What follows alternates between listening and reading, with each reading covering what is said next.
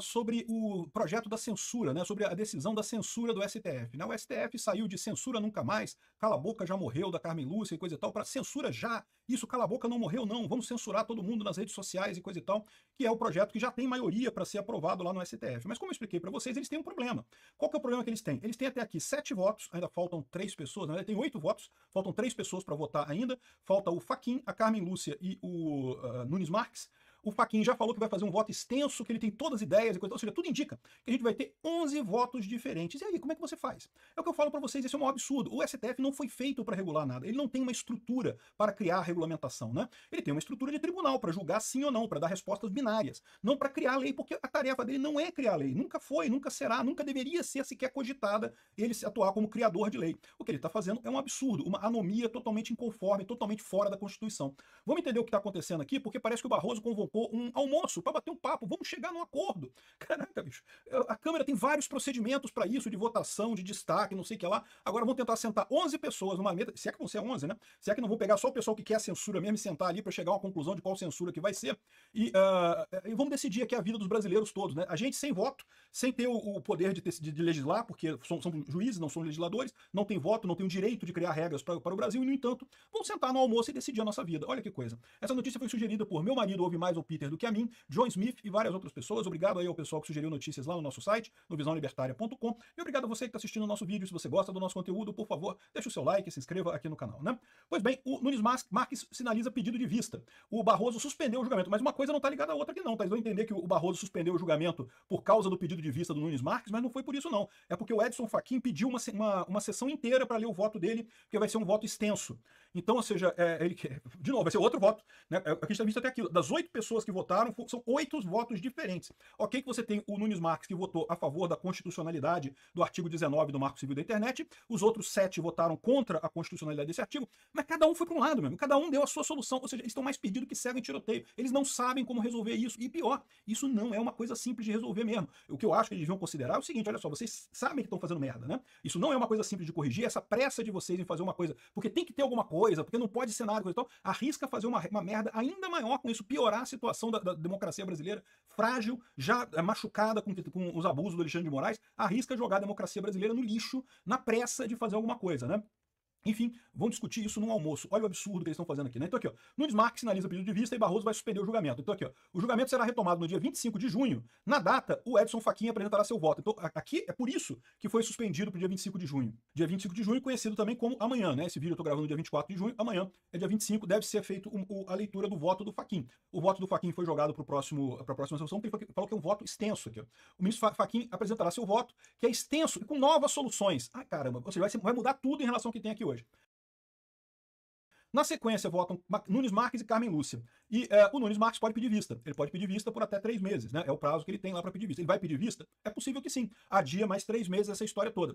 Vai resolver algum problema? Não vai resolver? Não vai fazer diferença. Ele provavelmente, eu espero, vai votar pela constitucionalidade também. Vai acompanhar o único voto decente que a gente tem na turma do STF até aqui, que é o voto do André Mendonça, né? E ainda falta votar a Carmen Lúcia também. Lembra a Carmen Lúcia que falou que o cala a boca nunca mais, que o cala a boca já morreu, que censura nunca mais, o cala a boca já morreu, mas até dia 31 de outubro nós vamos permitir a censura para poder ajudar o Lula nas eleições e não sei o que lá e coisa e tal. E depois disso ficou, e agora a censura tá aí, estão tirando gente, proibindo gente nas redes sociais. Continuam as decisões absurdas lá no STF, o tal do CIED lá no STF, continua com o seu papel de ser o Ministério da Verdade do Alexandre de Moraes e coisa e tal. Então, ou seja, esse absurdo continua se propagando, né? A Carmen Lúcia deu um tiro na própria história, né? Marcou a sua biografia para sempre como uma canalha, como uma incompetente, como uma hipócrita de defender a liberdade de expressão, mas ao mesmo tempo achar que tá ok censurar todo mundo, né?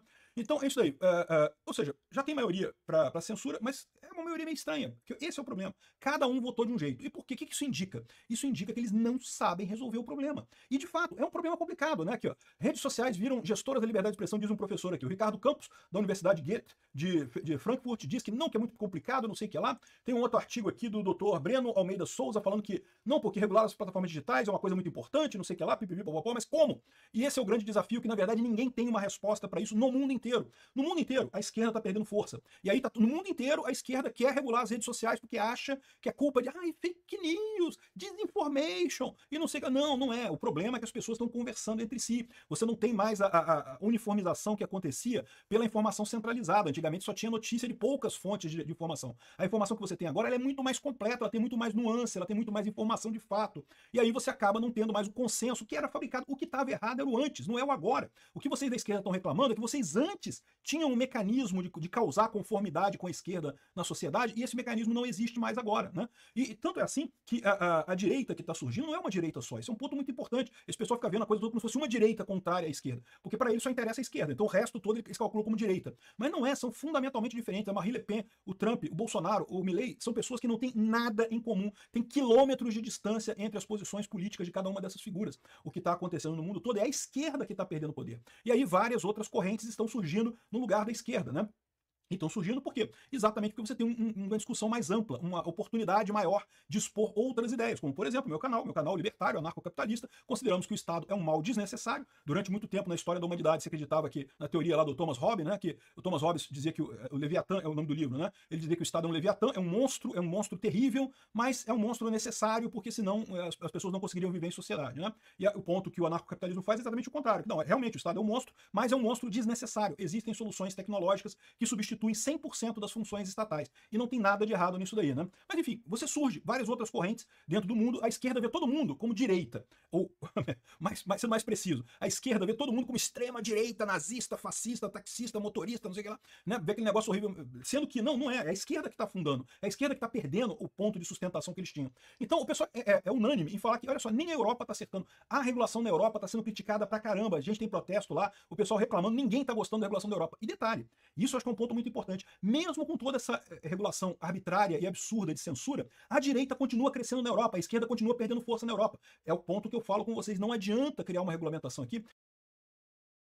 Na verdade, isso pode parecer que é uma besteira. Tipo assim, Peter, se você acha que não vai mudar nada, então qual o problema de criar uma regulamentação? Cria regulamentação, pô, não vai mudar nada, né? Que você falou, não, vai mudar porque vai prejudicar pessoas que trabalham com a internet, como eu e várias outras pessoas. Lá na Europa prejudicou um monte de gente, tem um monte de gente censurada, um monte de gente proibida de falar na internet, pagando multa, não sei o que lá, um monte de coisa que é absurda, isso é totalmente sem sentido, né?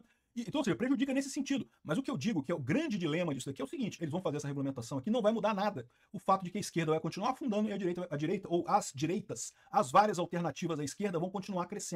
E aí, qual que é o problema disso? O problema disso é que eles vão pensar a partir daí. Erramos. A gente não devia ter regulamentado as redes sociais. Ou eles vão pensar que, não, a gente regulamentou pouco. Temos que fazer mais regulamentações, temos que aumentar as penas, temos que proibir mais um monte de coisa, temos que proibir memes, sei lá qual que vai dar na cabeça deles lá. Então, ou seja, esse é que é o temor, entendeu? É que o fato de que isso não vai mudar nada em termos políticos, que é o resultado que eles esperam obter, não tem dúvida, esse pessoal tá cagando pra questão de calúnia, injúria, difamação, crimes e não sei o que, eles não estão nem aí pra isso. A preocupação deles é exclusivamente política. A questão da difamação, de fake news, notícias falsas, é a desculpa que eles dão para atingir o objetivo político deles, né? O pessoal reconhece aqui no final das contas, se você tiver uma coisa disso aqui, automaticamente acabaria sendo usado aqui, ó. Críticos de uma legislação mais incisiva temem que a criação de mecanismos para controlar a desinformação, entre aspas, possa ser instrumentalizada por governos, como foi toda vez que isso aconteceu na história, sempre que o governo se resolveu fazer, não, vamos fazer uma lista de livros. Olha só, o regime militar falava que fazia censura para evitar a exposição de crianças à pornografia e a sexo. A desculpa é sempre a mesma. Não porque eu vou limitar os vídeos e áudios aqui, porque eu não quero expor as crianças ao risco. O que o pessoal tem falado agora também, né? Não que o risco do desafio do desodorante, temos que tomar cuidado, nossas crianças. Vamos controlar aqui, só vamos controlar o desafio do desodorante. Mas aí, meu amigo, para que é usado? Sempre é a mesma coisa. Usam uma desculpa para dizer que vão controlar o discurso, porque não, porque na década de 70, na década de 60, lá do regime militar, era porque não, porque tem muita pornografia, muita música com coisas pornográficas e está prejudicando as crianças. E agora o desafio do desodorante, não sei o que lá. No final, o que eles acabam acontecendo? Acabam censurando as coisas que são da oposição, que contestam o governo. Aqui, ó, para silenciar opositores, jornalistas e cidadãos, criando um efeito silenciador.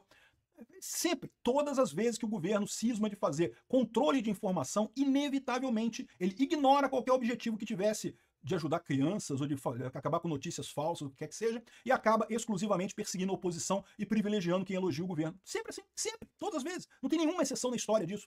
Enfim, e aí o que acontece, né? O que o pessoal coloca é justamente que essa pressa de fazer isso de maneira assodada, de maneira, não, que temos que fazer a qualquer momento, a qualquer custo, pode levar a uma solução muito pior, né? E aí acontece o quê? Eles vão terminar esse julgamento com 11 posições diferentes sobre isso. E aí, como é que vai escrever um negócio? Isso é o ponto que eu falo para vocês. O STF não foi feito para regular. Ele não tem mecanismos de consenso que tem no Congresso. O Congresso foi feito para regular. Justamente, você tem ali o toma lá da cá, muita gente critica o toma lá da cá, mas o toma lá da cá é exatamente o mecanismo que você tem para chegar a consenso. Não, você cede nesse ponto aqui, que eu cedo o toma lá da cá, eu quero dizer em termos de ideias, tá? Porque tem o toma lá da cá também, ó, te dou um dinheiro aqui para tu votar. Esse não pode ser usado no Congresso não, tá? O te dou um dinheiro aqui para você votar na minha emenda ali, isso não pode. Mas o toma lá da cá do tipo, não, eu voto nesse projeto aqui para você, eu não concordo muito não, mas eu vou votar nele, em troca você vota no meu, que eu vou botar depois. Isso existe. É assim que funciona o Congresso, né? E tá certo, é a maneira que você tem de chegar a consensos, né?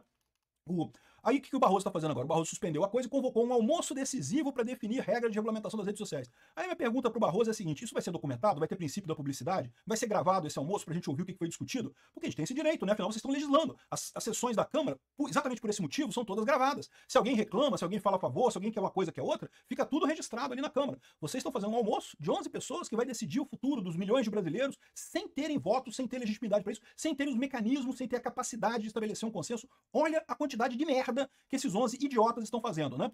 Isso se for os 11, porque é capaz de ele só chamar o pessoal da turminha dele ali, ó. Gilmar Mendes, Alexandre de Moraes, eu não sei o que lá, só a turminha deles ali, vamos fazer um acordo aqui que pronto, a gente resolve aqui o que vai ser e impõe sobre os outros.